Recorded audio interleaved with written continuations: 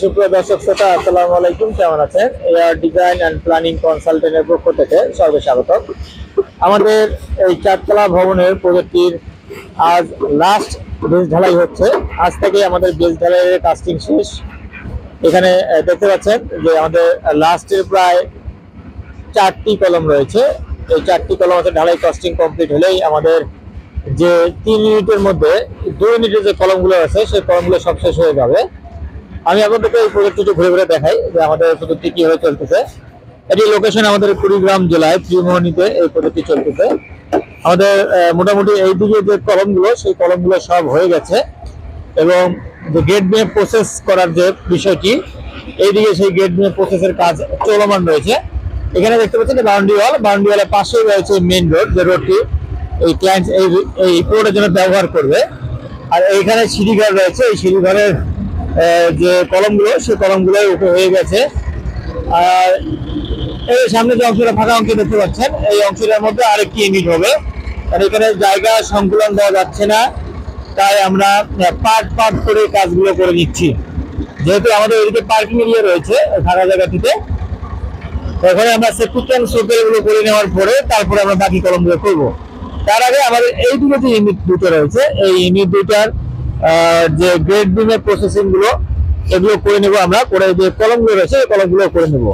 এখানে আমাদের একটা বেজ রয়েছে, এই বেজটা দেখতে পাচ্ছেন।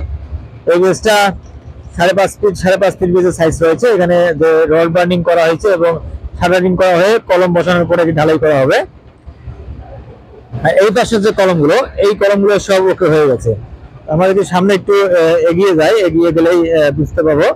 আর জায়গাটা কিন্তু অনেক বাঁকা জায়গাটা সামনে 40 ফিট আর পিছনে প্রায় 32 ফিট, মানে আপনার প্রায় 8 থেকে 10 ফিট জায়গার অনেক কম বেশি রয়েছে এবং জায়গাটা পুরোটাই কার্ভের কারণে আমাদের ডিজাইনের ক্ষেত্রে কলমগুলো আড়াআড়ি ভাবে আছে বা প্যারালাল লাইনে আছে। তো আপনি মনে করতে পারেন যে কলমগুলো এক জায়গা থেকে এক জায়গায় নাই করা হয়, জায়গা প্রচুর বাঁকা। আপনি প্র্যাকটিক্যালে দাঁড়া হলে আপনার মনে হবে যে জায়গাটি খুব সমান, কিন্তু না, সমান না। জায়গাটি চারদিকে অনেক বাঁকা রয়েছে। তো বাঁকার কারণে আমাদের এই সাইডে যে কলমগুলো আমরা বাউন্ডারি ওয়ালটাকে রিক্সি হাত থেকে বাঁচানোর জন্য আমরা কিন্তু সেন্টার সঠিকভাবে ছেড়ে দিচ্ছি এবং চারদিকে ছেড়ে দিয়ে সুন্দরভাবে করছি। আমাদের মোটামুটি যে বেজ, এখানে 3টি বেজের মধ্যে প্রায় 1টি বেজের কাস্টিং সম্পূর্ণ হচ্ছে আর 1টি বেজের কাস্টিং হচ্ছে। ঢালাই দেখতে পাচ্ছেন, ঢালাই রেশিও 1:1.5:3, মানে এখানে 3 একের ঢালাই করা হচ্ছে। এই হলো বিশেষ বিবেচনা। এটা মোটামুটি আপনাকে বিস্তারিত বিষয়গুলো বললাম। এখন আমাদের ঢালাই কাস্টিং শেষ হয়ে গেলে এগুলো সব কলম হয়ে যাওয়ার পর আমাদের যে দেখতে পাচ্ছেন এই যে মাটিটা বা বালুটা রয়েছে, এই পুরোটাই এই লেভেলটাকে আমরা পুরোটা ঘট করে নেবো। পুরোটা ঘট করে নেওয়ার পরে তারপর আমরা আমাদের গেট বিমের প্রসেসিং কাজগুলো রয়েছে সেই গেট বিমের প্রসেসিং কাজগুলো করবো। সবাই ভালো থাকবেন। আমাদের এই পেজটি এবং এই চ্যানেলটি সাবস্ক্রাইব ফলো দিয়ে পাশে রাখবেন। আসসালামু আলাইকুম।